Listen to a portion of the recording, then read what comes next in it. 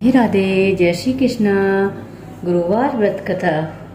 बोलिए बृहस्पति देव भगवान की जय, श्री हरि नारायण की जय, जय श्रीमन नारायण। गुरुवार के दिन श्री हरि विष्णु की पूजा की जाती है।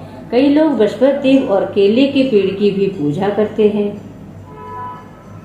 गुरुवार का व्रत बड़ा ही फलदायी माना जाता है। बृहस्पति देव को बुद्धि का कारक माना जाता है। केले के पेड़ को हिंदू धर्मानुसार बेहद पवित्र माना जाता है। बृहस्पतिवार के दिन भगवान विष्णु की पूजा होती है।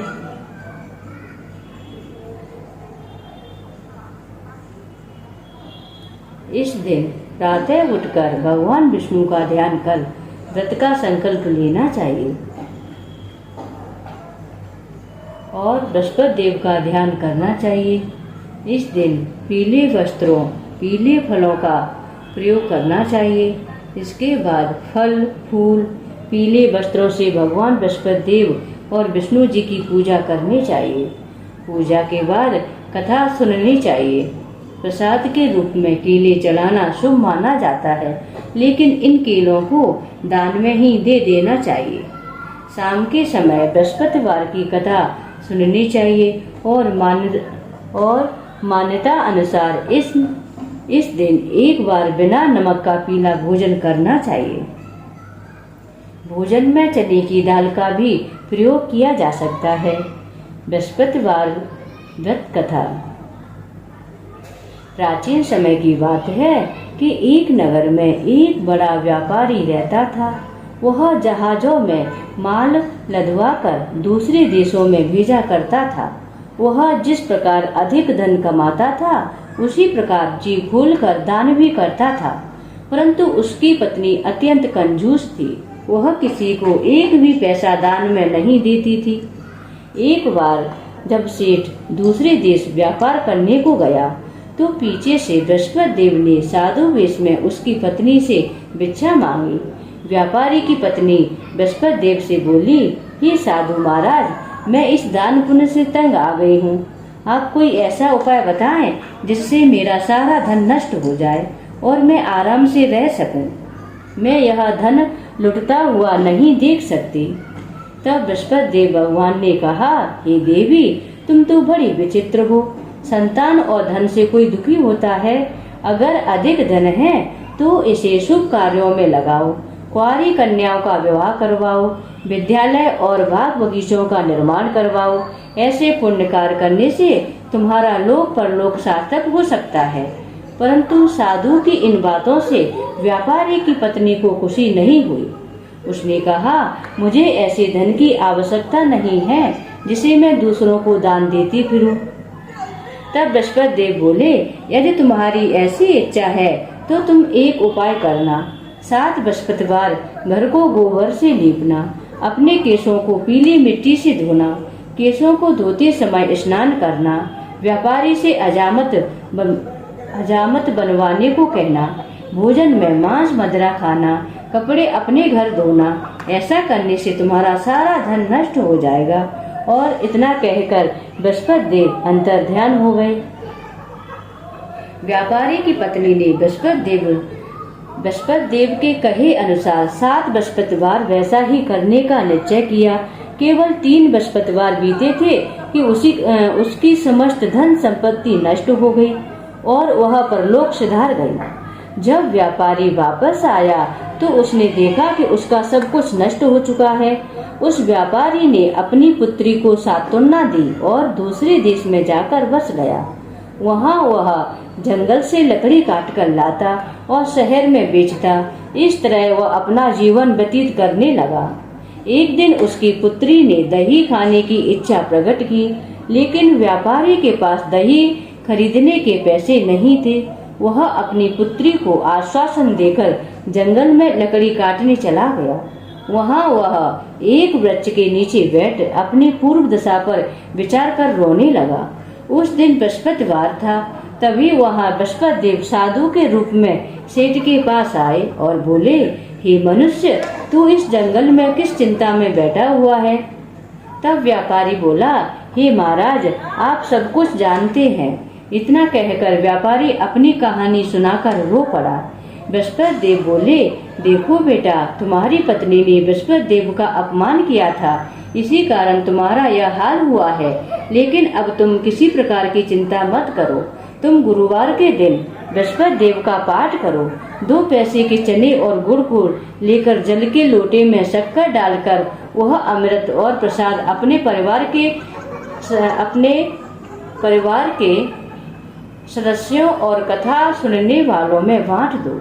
स्वयं भी प्रसाद और चरणामृत लो। भगवान तुम्हारा अवश्य कल्याण करेंगे। साधु की बात सुनकर व्यापारी बोला, हे प्रभु, मुझे तो इतना भी नहीं बचता कि मैं अपनी पुत्री को दही लाकर दे सकूं। इस पर साधु जी बोले, तुम लकड़ियां शहर में बेचने जाना।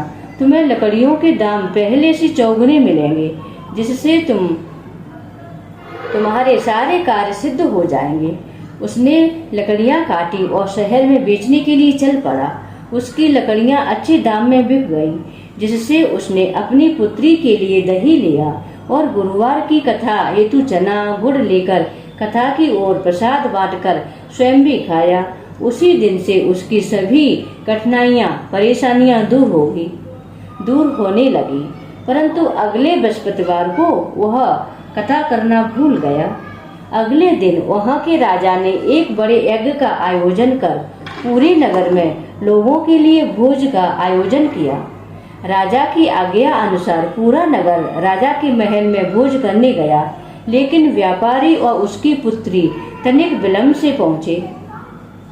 अतः उन दोनों को राजा ने महल में ले जाकर भोजन कराया। जब वे दोनों लौटकर आए तब रानी ने देखा कि उसका कुटी पर टंगा हुआ हार गायब हो गया है।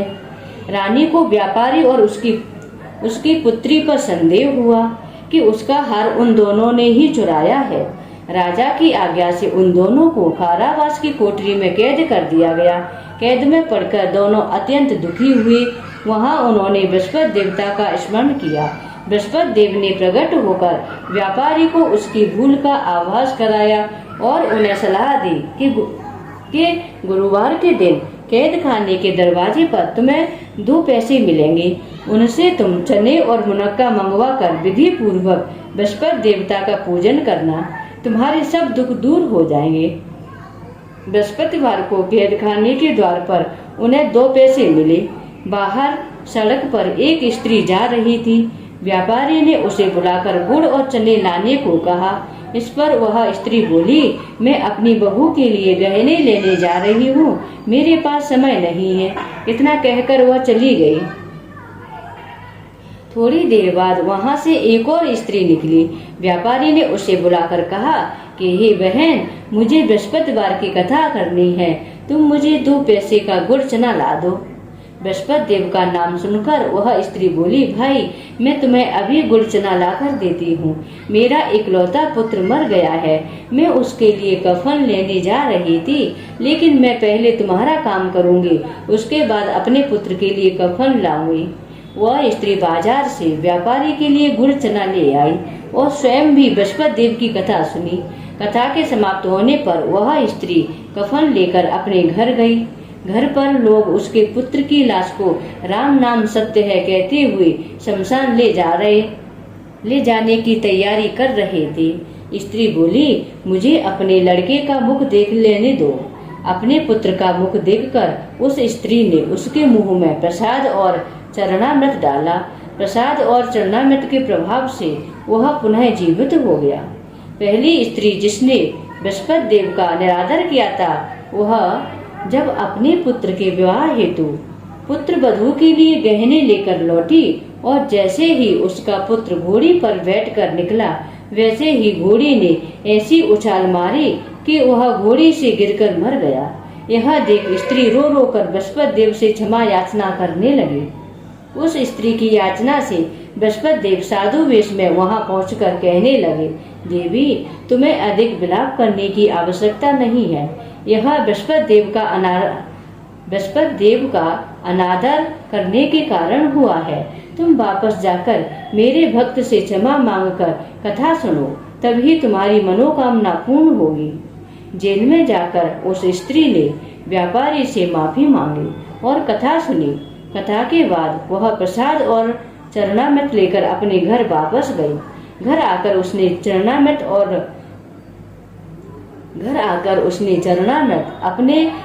अपने मृत पुत्र के मुख में डाला। चरणामृत के प्रभाव से उसका पुत्र जीवित हो उठा।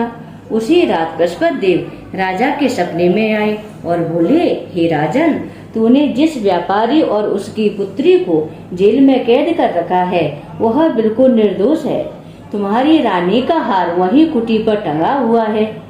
दिन निकला तो राजा रानी ने हार कुटी पर लटका हुआ देखा। राजा ने उस व्यापारी और उसकी पुत्री को रिहा कर दिया और उन्हें आधा राज्य देकर उसकी पुत्री का विवाह उच्च कुल में करवाकर दहेज में हीरे जवाहरात दिए। यह व्रत अत्यंत फलदायी है। गुरुवार को व्रत उपवास करके यह कथा पढ़ने से बृहस्पति देवता प्रसन्न होते हैं। गुरुवार उपवास करने से बृहस्पति ग्रह की हर पीड़ा से मुक्ति मिलती है। गुरुवार का व्रत पूरे श्रद्धा भाव से करने पर व्यक्ति को गुरु ग्रह का दोष खत्म हो जाता है तथा गुरु कृपा प्राप्त होती है। इस दिन व्रत करने से व्यक्ति को सारे सुखों की प्राप्ति होती है। बोलिए श्री हरि नारायण की जय, बृहस्पति देव की जय। जय श्रीमन नारायण। जय बृहस्पति देवा स्वामी, जय बृहस्पति देवा। ओम जय बृहस्पति देवा स्वामी, जय बृहस्पति देवा। छिन छिन भोग लगाऊं कदली फल मेवा। ओम जय बृहस्पति देवा स्वामी, जय बृहस्पति देवा। तुम पूर्ण परमात्मा, तुम्हें अंतर्यामी, जगत पिता जगदीश्वर, जगत पिता जगदीश्वर, तुम सबके स्वामी। ओम जय बृहस्पति देवा स्वामी, जय बृहस्पति देवा। चरणामृत निज निर्मल सब पातक हरता, सकल मनोरथ दायक कृपा करो भरता। ओम जय बृहस्पति देवा स्वामी, जय बृहस्पति देवा। तन मन धन अर्पण करे जो जन शरण पड़े, प्रभु प्रगटे तब हो करे आ करे द्वार खड़े। ओम जय बृहस्पति देवा। दीन दयाल दयानिधि भक्तन हितकारी, पाप दोष सब हरता भगवंदन हारी। ओम जय बृहस्पति देवा स्वामी, जय बृहस्पति देवा। सकल मनोरथ दायक सब संशय तारो, विषय विकार मिटाओ संतन सुखकारी। ओम जय बृहस्पति देवा स्वामी, जय बृहस्पति देवा।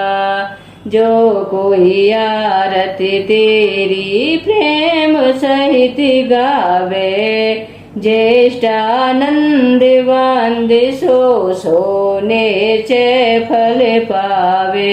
ओम जय बृहस्पति देवा स्वामी, जय बृहस्पति देवा। ओम जय बृहस्पति देवा। बोलिए बृहस्पति देव भगवान की जय, श्री हरि नारायण की जय, लक्ष्मी नारायण की जय, माँ खांड वाली की जय।